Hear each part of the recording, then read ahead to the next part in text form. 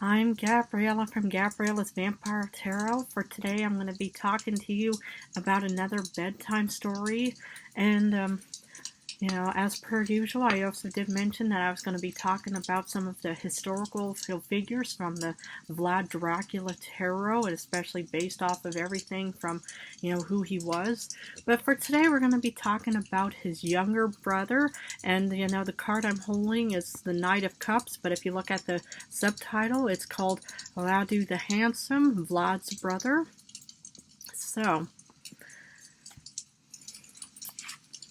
So anyway, in 1436, when Vlad Dracula II, the father of both Vlad Dracula and Radu, had ascended to the throne of Wallachia, he was ousted in 1442 by rival factions with Hungary.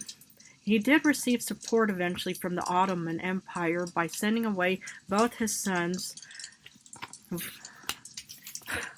Vlad Dracula and Radu. So, and the thing is, technically, both of these boys at the time, they were considered prisoners, or, they were, pretty much, held hostage, more or less to, as like, what do you call, a kind of quid pro quo kind of deal, for, if the father needed support from the Ottomans and stuff. But anyway, both Radu and Vlad, they got educated by the Ottoman Empire. And, while their father also, paid tribute to the Sultan of Mehmed II at the time.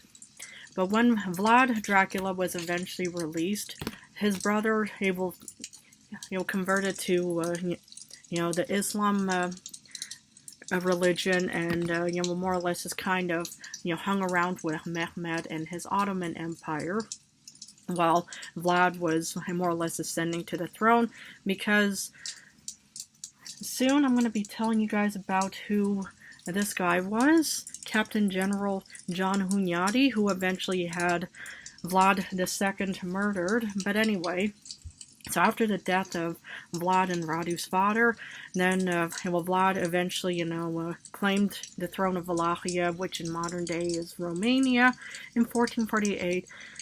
But Radu, so he, more or less, he remained in, in the Ottoman Empire, and he helped Mehmed II take over Constantinople in 1453, which in modern days is called Istanbul.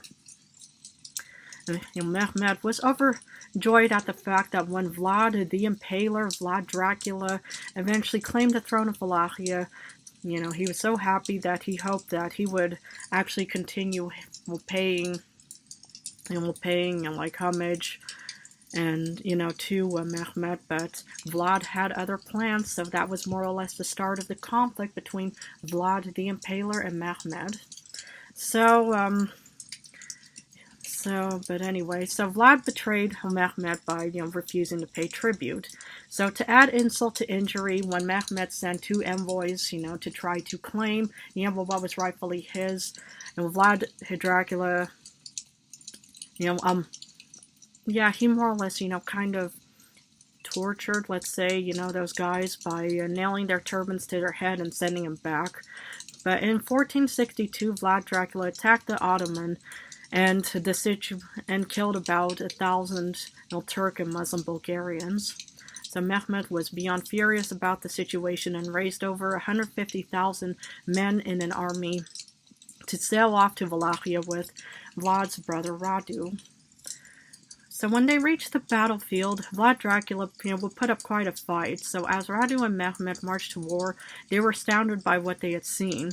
And so, Vlad Dracula, he actually had about 20,000 men, women, and sad but true, even children, impaled. So, it was considered like the forest of the impaled at the time.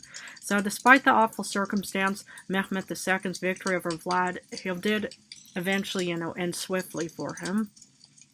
So afterwards, Vlad fled to Transylvania, but was imprisoned by the King of Hungary for 12 years. And eventually, when Vlad, entered the battlefield again, he died in 1477. So anyway, Radu eventually took the throne of Wallachia, but it wasn't easy for him to keep. So Radu ended up dying what was it, a throne list between the years of 1475 to 1477. So, but anyway, if you guys want to hear more about the historical figures of, the upcoming stories about who John Hunyadi is, and then we're going to be talking about the chief falconer of Hamza Bay, and we're going to be talking about a couple more other important figures. But anyway, if you guys are interested, please feel free to join and subscribe to my channel. And if, as per usual, please feel free to even watch any of the tarot videos that I've even created. And every so often I will have Gabriella's Dracula tarot readings for anybody who's interested. And of course, I'm going to be adding a lot of historical flair, and I'm also going to soon be talking about other historical facts about other vampire themes and facts and stuff like that. But anyway, thank you again so much for joining me, and I love you guys incredibly.